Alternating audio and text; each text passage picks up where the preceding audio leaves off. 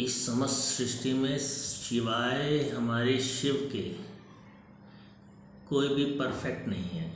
अगर हम कहें कि परफेक्शन की अगर बात चलती है तो इस दुनिया में ऐसा कोई नहीं है जो परफेक्ट हो। न इंसान, न दानव, न मानव, नाग, किन्नर, यक्ष, गंधर्व, जितने हमारे शास्त्रों में बताए गए योनियां हैं उनमें से कोई भी ऐसा नहीं जो परफेक्ट हो।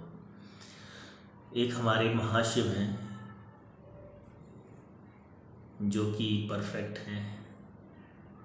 उन्होंने पूरी सृष्टि को इस अद्भुत और अतुलनीय तरीके से उत्पन्न किया है कि कोई भी चीज़ जो इस जगत में, इस संसार में है, इस सृष्टि में है, वो एक दूसरे से अलग नहीं है। कहीं ना कहीं वो आपस में जुड़ी हुई है और कहीं ना कहीं उनका आपस में कोई ना कोई संबंध है। यानी अगर एक है तभी दूसरे का अस्तित्व है। अगर दूसरा एक का अस्तित्व नहीं रहता तो दूसरा कहीं ना कहीं अपना ऐसा अस्तित्व अपने आप खो देगा।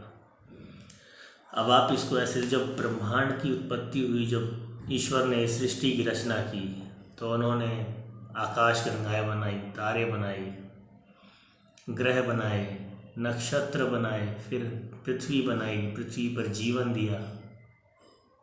जीवन में जितने प्राणी बनाए हैं, मनुष्य हो चाहे वन में रहने वाले जंगली पशु हों या पालतू पशु हों या मांस खाने वाले हों या शाकाहारी हों, वो परस्पर एक दूसरे से आपस में जुड़े हुए हैं। अगर वनस्पति नहीं होगी तो शाकाहारी जीव नहीं जीवित रहेंगे और शाकाहारी जीवित नहीं रहेंगे तो मांसाहारी अपने आप मर जाएगा।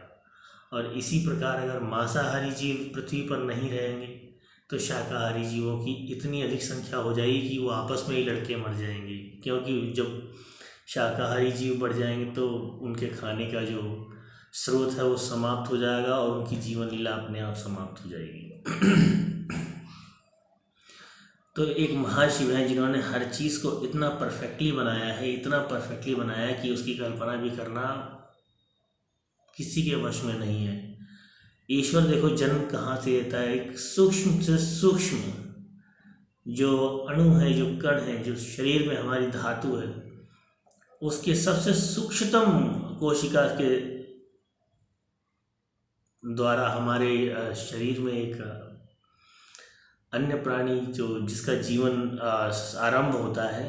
अब ये सोचो कि ईश्वर ने कितना कमाल का विज्ञान लगाया है कि उसने हर चीज़ जहाँ पे जो होनी चाहिए उसको वहीं बनाया है, इतना परफेक्टली बनाया है।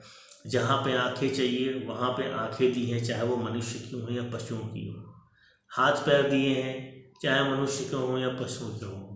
किसी को पंख दिए हैं, किसी को नाखून दिए हैं, किसी को पंजे दिए हैं, किसी को चोंच दी है। यानी उसने, ईश्वर ने सबको वो सब कुछ दिया है जो उसके लिए परफेक्ट है। आज की डेट में मैं बात इसलिए इस आपसे कहने की कोशिश कर रहा हूँ कि कई बार क्या होता है, लोग हर जो भी चीज़ें गलत होती हैं या कोई नुकसान होता है तो उसका दोष आप ईश्वर के सर पे मढ़ देते कि यार ये तो भगवान की मर्जी थी और ऐसा हो गया है। जबकि ऐसा कुछ नहीं होता। ईश्वर सदैव अपना परफेक्ट करता है। आप सब कुछ उस पर छोड़ दो, आपके साथ कभी गलत नहीं होगा। अब आप कोशिश करते हो कि आप सब कुछ खुद ही कर लो तो फिर तो ऐसा संभव नहीं है कि जो चीज़ें आप चाहते हो और समय आपके अनुसार काम करे, सृष्टि आपके अनुसार चले।